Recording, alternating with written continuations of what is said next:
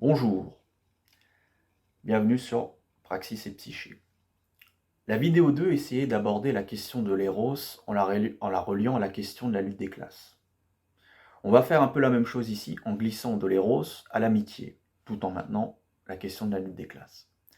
Permettez-moi pour introduire cette vidéo de reprendre une phrase d'Aragon qu'on a déjà citée dans la vidéo 2.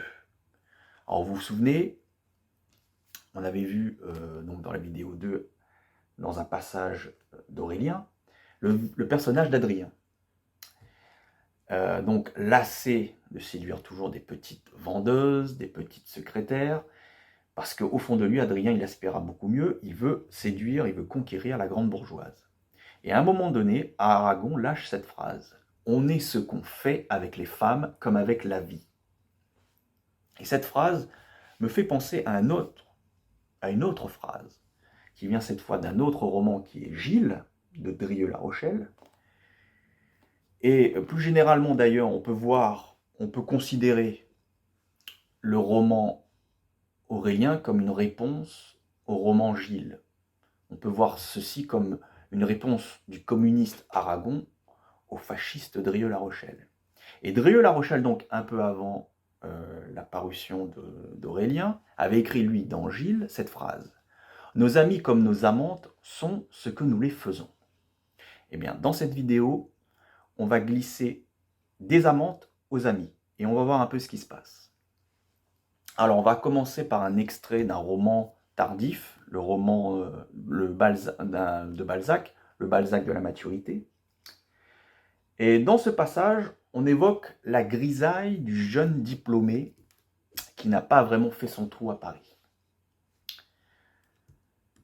On est parti. Le jeune avocat sans cause, le jeune médecin sans client sont les deux plus grandes expressions du désespoir décent, particulier à la ville de Paris. Ce désespoir muet et froid, vêtu d'un habit et d'un pantalon noir à couture blanchie, qui rappelle le zinc de la mansarde, d'un gilet de satin luisant, d'un chapeau ménagé saintement, de vieux gants et de chemises en calicot. C'est un poème de tristesse, sombre comme les secrets de la conciergerie. Les autres misères, celles du poète, de l'artiste, du comédien, du musicien, sont égayées par les jovialités naturelles aux arts, par l'insouciance de la bohème où l'on entre d'abord et qui mène au thébaïde du génie.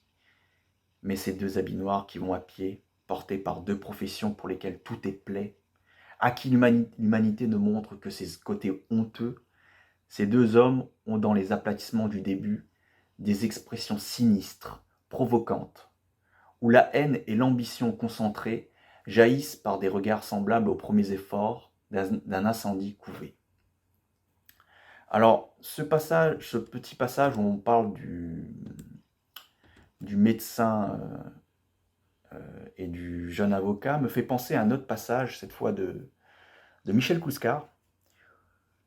Et là, on bascule du 19e siècle au 20e siècle, et même plus précisément dans les années 30. Vous allez comprendre pourquoi.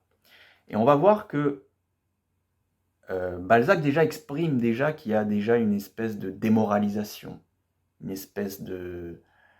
Il y a quelque chose de sinistre dans la situation de ce jeune avocat et de ce médecin. Et bien dans les années 30, ce côté sinistre va se radicaliser vers le fascisme. On va lire, on va écouter Michel. La subjectivité peut verser dans le fascisme. Celui-ci apparaît alors comme l'ordre même du nihilisme qui s'assume, du désespoir qui consent à lui-même, sans symbolique ni catharsis. Il s'agit d'une situation objective. Et là, on retrouve celle du petit clerc, petit cadre, petit médecin. On retrouve notre petit avocat et notre petit médecin de chez Balzac, qui rencontre le pire de la misère nouvelle, celle de l'expansion du capitalisme concurrentiel libéral, et qui ne peut l'assumer ni par l'humanisme traditionnel, ni par l'expression esthétique, ni par l'espoir d'une prospective quelconque. Là, maintenant, on est dans les années 1930. C'est la non-réconciliation des contradictoires, l'incommunicabilité, l'absence de toute médiation. Ce fascisme sentimental de l'intellectuel, l'un des courants du fascisme, est alors l'expression radicale d'un désespoir sans remède et sans catharsis. La subjectivité à ce moment de grande misère économique et morale du capitalisme concurrentiel libéral et fasciné par le fascisme. Donc, je suis passé de Aragon, Drieux-La Rochelle à Balzac, puis à Kouskar, mais on tourne autour de l'idée du fascisme aussi. Je retourne à Balzac. Donc, on est là, Kouskar faisait évoquer l'ambiance, on va dire, l'atmosphère des années 30. Maintenant, on revient au 19e siècle avec Balzac. Et là, cette fois, on glisse dans la question de l'amitié et la lutte des classes. Quand deux amis de collège se rencontrent, à 20 ans de distance, le riche évite alors son camarade pauvre. Il ne le reconnaît pas. Il s'épouvante des abîmes que la destinée a mis entre eux. L'un a parcouru la vie sur les cheveux fringants de la fortune ou sur les nuages dorés du succès, l'autre a cheminé souterrainement dans les égouts parisiens. Et il en porte les stigmates. Combien d'anciens amis évitaient le docteur à l'aspect de sa redingote et de son gilet. Et là, on retrouve l'importance du costume.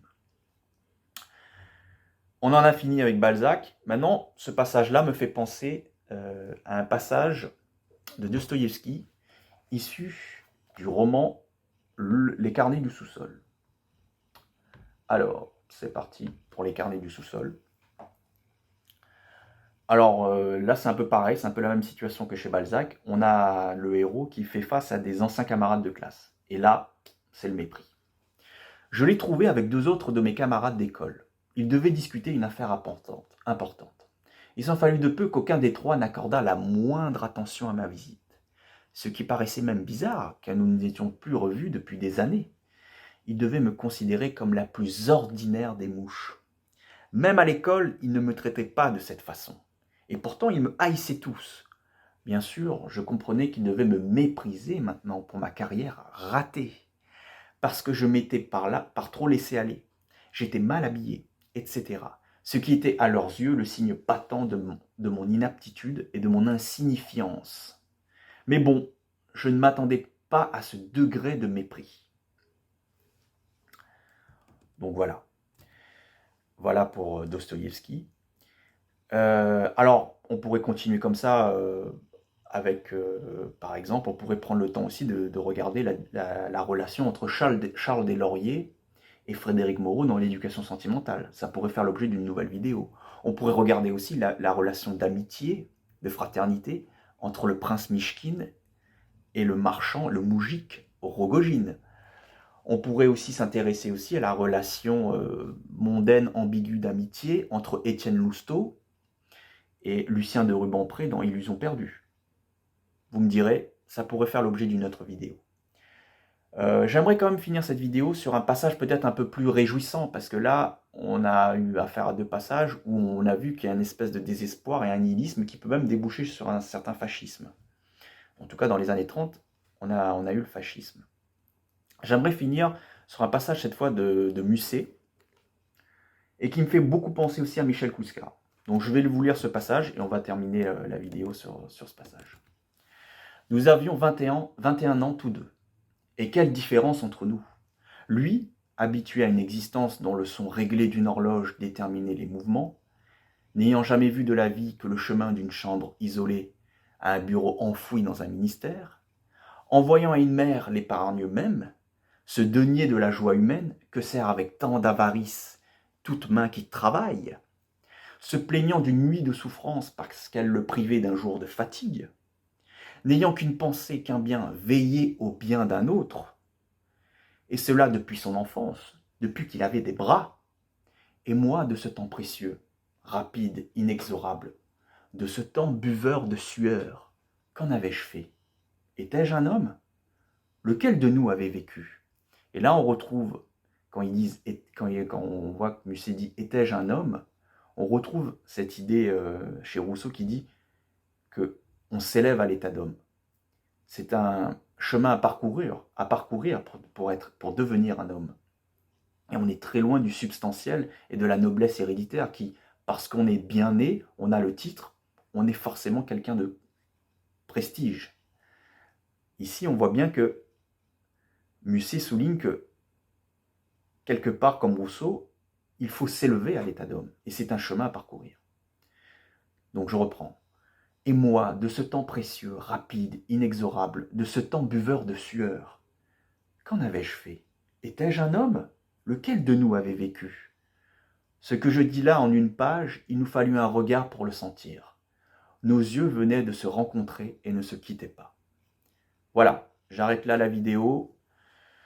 Si vous voulez qu'on creuse encore cette histoire de l'amitié et de la lutte des classes, on peut le faire dans des vidéos prochaines. En tout cas, je vous dis à bientôt.